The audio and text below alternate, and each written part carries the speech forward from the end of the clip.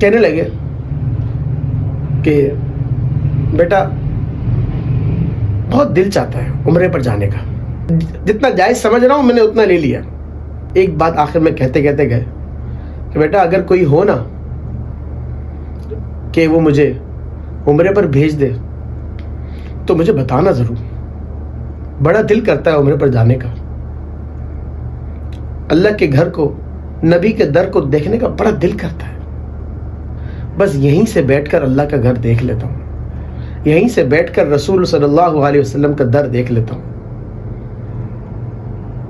کیا کریں، ہم غریب لوگ ہیں، ہم جا نہیں سکتے۔ بسم اللہ الرحمن الرحیم۔ ایک واقعہ سنانے کا ارادہ رکھتا ہوں،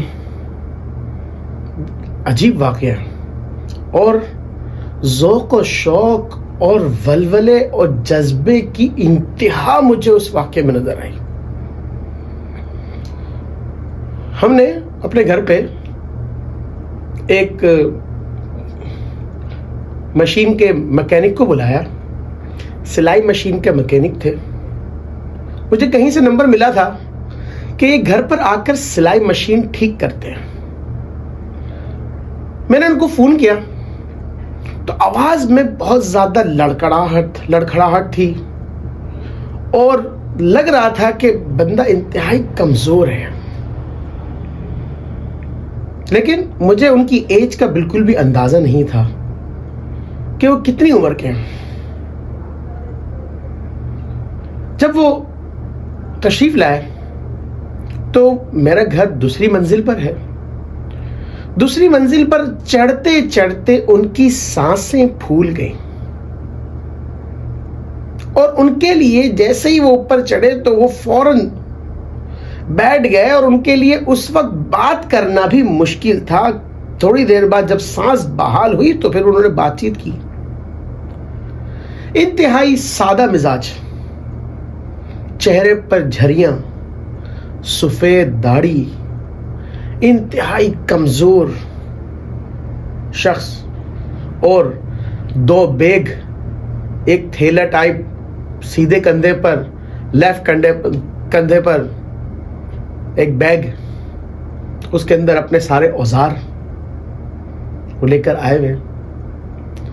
انہوں نے بیٹھ کر کام کرنا شروع کیا۔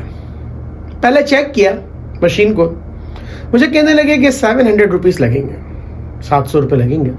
میں نے کہا ٹھیک ہے، کوئی مسئلہ نہیں، بنا دیجئے۔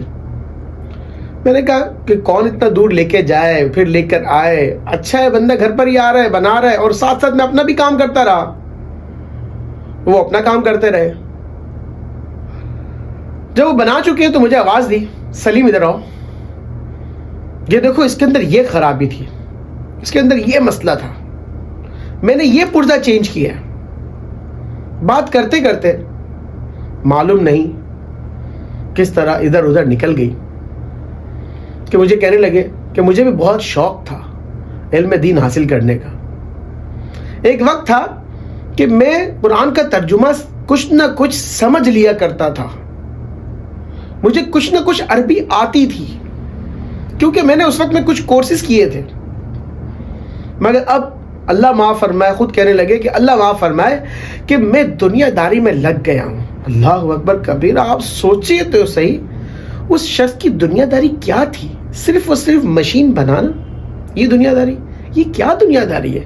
کوئی اس نے دنیاوی اعتبار سے کوئی عیاشیاں تو نہیں کرنی اس نے، لیکن پھر بھی کہنے لگا ایک عاجزی کے ساتھ، بس ہم اس دنیا میں لگ گئے اور ہم پھر اس میں علم میں آگے نہ بڑھ سکے۔ تھوڑی دیر بعد بات ہوتے ہوتے کہنے لگے کہ بیٹا بہت دل چاہتا ہے عمرے پر جانے کا۔ بڑی عمر کے تھے تو ان کے لیے بیٹا کہنا بنتا بھی تھا۔ پھر جب فارغ ہو گئے کام سے تو میں نے کہا کتنے، میں پیسے نکال کے ان کو 1000 کی نوٹ میں نے دی ان کو، تو مجھے 500 روپیز واپس کر دیے انہوں نے۔ میں نے کہا آپ نے مجھے 700 بتائے تھے، آپ مجھے واپس کیوں کر رہے ہیں؟ بولے نہیں اتنا خرچہ نہیں ہوا۔ میں حیران، ارے اللہ کا بندے، آپ نے جو ہے وہ خود ہی کہا تھا 700 روپے، تو اب لے لیجئے، کیا مسئلہ ہے؟ نہیں میں جو جتنا جائز سمجھ رہا ہوں میں نے اتنا لے لیا. میں نے کہا ٹھیک ہے, زبردستی کی, لیکن بڑی عمر کے تھے, خوددار قسم کی طبیعت, اللہ اکبر کبیرہ. لیکن ایک بات آخر میں کہتے کہتے گئے کہ بیٹا اگر کوئی ہو نا